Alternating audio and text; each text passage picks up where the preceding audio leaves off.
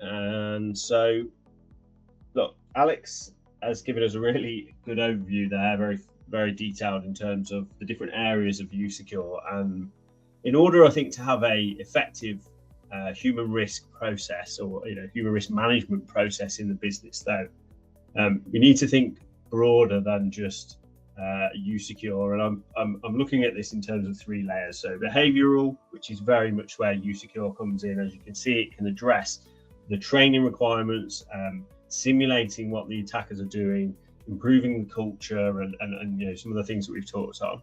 But then we've got to look at the technical controls as well that we apply around the system. So making sure we're not giving people too much access, making sure we're controlling how they get in and out of the system, where they can get in and out of the system, actually thinking about the front door, whether it's email or the firewall as well. So there's very much some technical controls that help towards reducing risk. And then you've got the process, which is where we were talking earlier about procedures, say transferring money, changing things in the system, whether it's security, for example, and then thinking about access in the sense of, when someone leaves the business, we need to make sure that their account gets shut down, for example. When someone joins the business, we need to make sure that they are set up in a secure way, the same as everyone else. And there isn't something that gets missed in the process that creates additional risk, right? So, these to me are the sort of core layers that we need to work on in order to really drive the reduction of risk.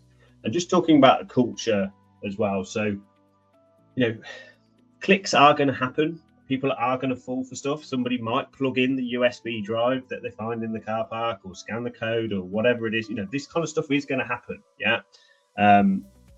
The way that the business reacts when that happens is really important in how successful this kind of process of management of risk is going to be in the future, right? Because if somebody's brave enough, or whatever word you want to use, to say, look, I did something, and they put their hand up and say, I got it wrong, and we react in the way of what are you thinking, that's going to deter everyone else in the business who sees that reaction from giving us all that valuable intelligence of everything that is working, everything that is falling into that Venn diagram with the overlap at the start, which is what really fuels this whole endeavor of reducing the risk, right? So we can't link it to disciplinary or performance reviews where we say, oh, you didn't click any bad links this month, Alex, so tick in the box for you, and so on. We can't do any of that, because as it says in the middle of that bottom one, the moment we stop getting clicks reported, we're losing that real-time intelligence, right? And the final part on this is this on the right-hand side. So yeah, we're absolutely talking about the click rate. Yeah, the click rate, we want the click rate to go down. We want to stop people from doing stuff. We said at the very beginning, it's about reduction of the number of incidents, but also the reporting rate is also a really good metric to be measuring as well, right? Because that's telling you that people aren't falling for them anymore, but things are getting through and they're actually delivering that information back to you. That's telling you your security culture is improving, is working, right? It's really useful statistic in how successful you're being in your program. So culture, super important for me in terms of this.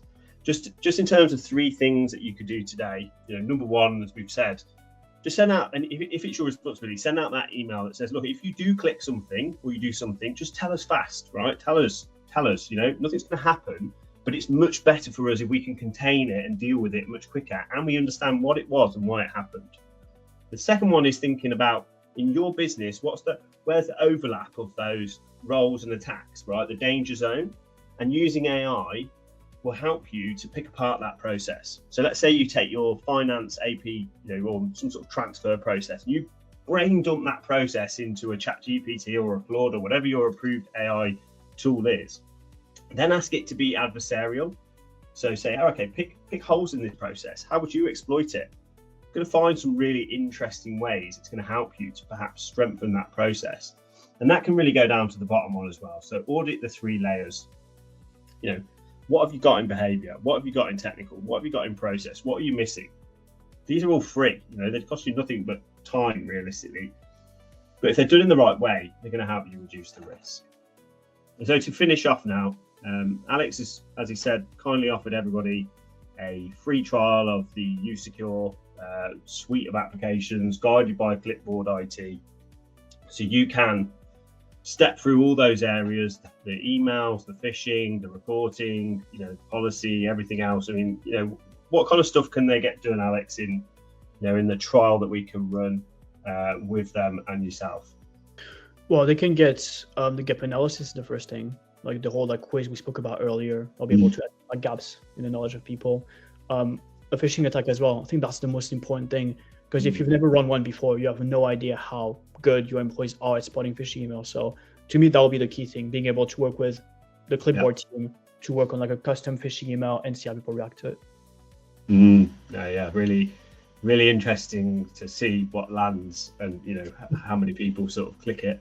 And if you're thinking about the other layers, that's where the sort of middle section there, Klipboard IT, are experts in cybersecurity and cloud and Microsoft 365.